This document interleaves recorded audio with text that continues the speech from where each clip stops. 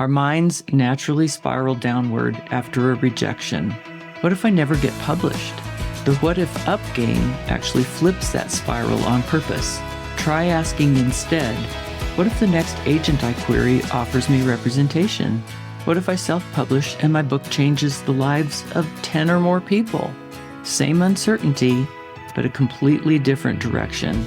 And you get to choose which one you practice. Hey everyone. Welcome back to Your Right Life Coach, the podcast for heart-led authors who are ready for motivation and momentum. I'm Alice Kreider, and I realized I had more to say about rejection, so today's episode is basically a sequel. If you caught the last episode on why rejection hurts, you might have noticed we barely scratched the surface. So today I want to give 7 more ways to navigate a no, or multiple no's, and I want to kick it off with one of the most encouraging rejection stories in publishing history.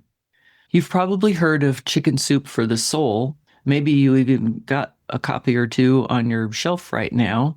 Maybe you've even written for that publication. But what you might not know is that before it became a best-selling franchise, before it became a series, before it started selling actual soup, the original manuscript was rejected 144 times. 144 editors and publishers said no to that book. Jack Canfield, the author, has been open about what got him through that. He said that if he'd stopped after the first 100 rejections, he likely wouldn't be where he is today. And his advice for anyone facing a pile of no's on their own? He said, I encourage you to reject rejection. If someone says no, just say next. That's not a cute line. That's actually a strategy, and it's what I want to build on today. Because last time we talked about rejection as information, not a verdict, and about the very real, very human reasons it stings. But there's more to surviving a no than reframing it. There's also what you actually do in the moment it lands. So there are 7 more options for walking through it. Number 1, let yourself feel it. It's okay to say out loud or on paper, ouch, that hurt. A lot of us skip straight to positive thinking, but feelings that get ignored tend to linger longer, not shorter.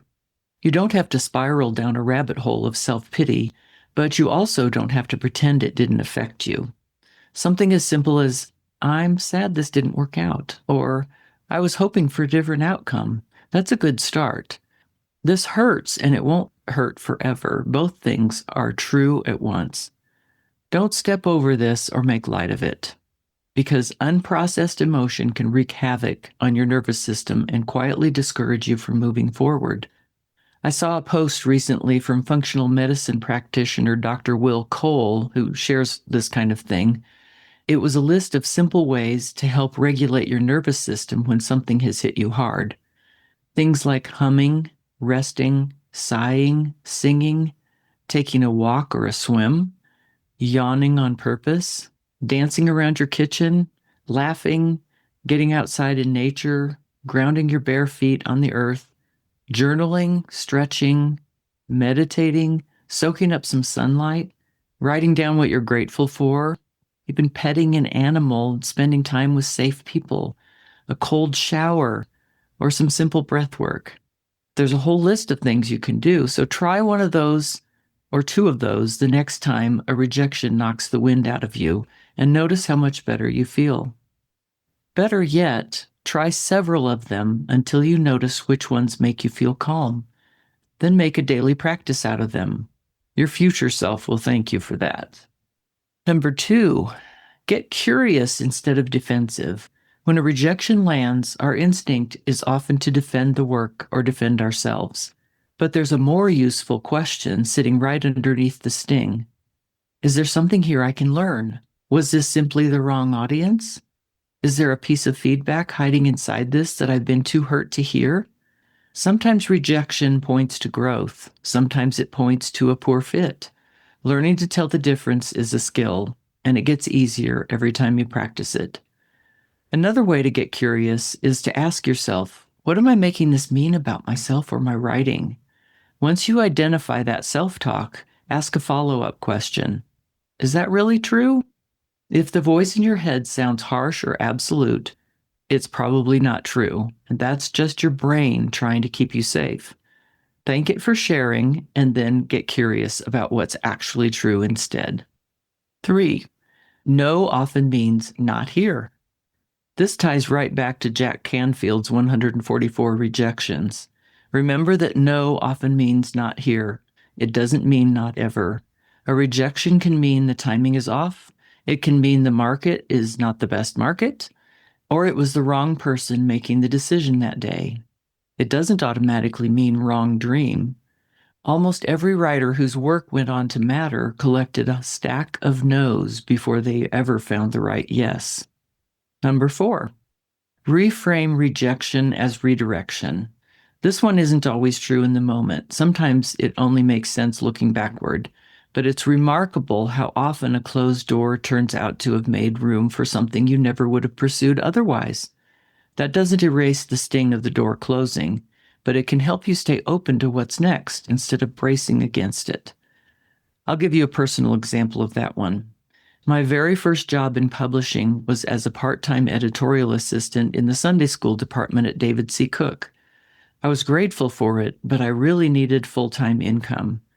So I applied for other openings in the company: sales, marketing, customer service, anything that would pay more and keep me there.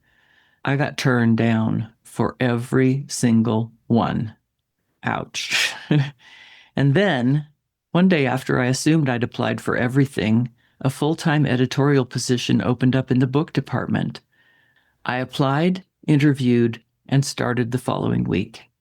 If I'd let all those earlier no's convince me to give up and look elsewhere, I might have shut the door on my entire publishing career without ever knowing it. That one yes launched almost 30 years in book publishing, and after that, I was recruited for every position I held. I never had to apply for another publishing job again. Okay, so number 5, play the what if game. I call it the what if up game. This is something I learned from my own coach, and it pairs perfectly with redirection. Our minds naturally spiral downward after a rejection. What if I never get published? What if I self-publish and get nothing but bad reviews? What if nothing ever good comes of this? What if I'm not really meant to be an author? The what if up game actually flips that spiral on purpose. Try asking instead, what if the next agent I query offers me representation? What if I self-publish and my book changes the lives of 10 or more people? What if something good I can't even imagine right now comes out of being patient, teachable, and willing to keep going? Same uncertainty, but a completely different direction, and you get to choose which one you practice. 6, don't carry this alone. Rejection loses some of its power the moment you say it out loud to someone who can listen without judgment and without offering any platitudes. A trusted friend, a mentor, a coach, a spouse, someone safe can often see possibilities in your situation that you simply can't see yet. Not because you're not capable, but just because you're too close to it. Number 7, recruit extra support. This one builds directly on the last. If you keep running your work into the same wall, stop ramming your head against it alone. Find someone who can look at your work with fresh, objective eyes and give you honest, constructive feedback. Hire a coach or an editor, or seek out a mentor or a critique partner. Find someone who will challenge you to stretch toward a higher level of craft and toward who you're capable of becoming as a writer. So that's the full list. Feel the feelings, get curious. Remember, not here doesn't mean not ever. Watch for the redirection, play the what if up game, don't carry it alone, and don't be afraid to bring in some help. Combine that with what we covered last time, and you've got a real toolkit. Not for avoiding rejection, because that's not possible, but for moving through it without losing yourself. There's an old saying in baseball, recorded right there in the baseball almanac. It says, no hits, no runs, no errors. Traditionally, it describes a perfect game, but the more I sit with that phrase, the more I think it could just as easily describe a player who never left the bench. No hits, sure, but also no runs and no errors. because there was never any risk taken at all. If you've actually put yourself out there on the field, so to speak, chances are you're going to rack up some runs, some errors, and eventually some hits too. So don't put yourself on the bench after a few rejections. Stay in the game and see where it takes you.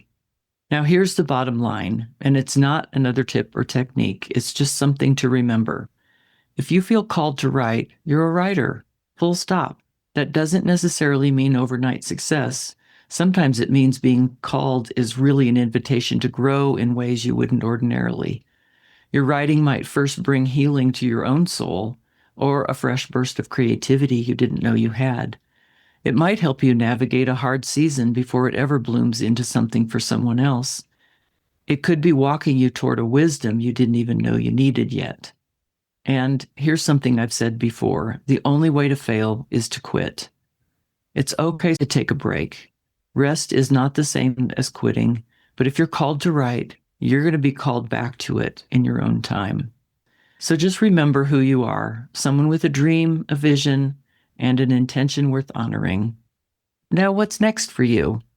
Here's your invitation for this week. The next time a no lands, try one of these 7 things. Not all 7, just 1, maybe 2. Maybe it's texting a friend instead of spiraling alone. Maybe it's stepping aside for 2 minutes of sunlight and a good long sigh. Just that one thing. Now, if something in this episode resonated with you, would you do me a favor? Share it with a friend, then hit subscribe and leave a review. It helps other heart-led authors discover the show. And if you want help getting really specific about who you're writing for, grab my Reader Avatar worksheet at alicekreider.com/readeravatar. If you'd like to process all of this alongside other authors and writers who get it, that's exactly what happens inside the Inkwell Collective, especially in our monthly masterclasses and workshops.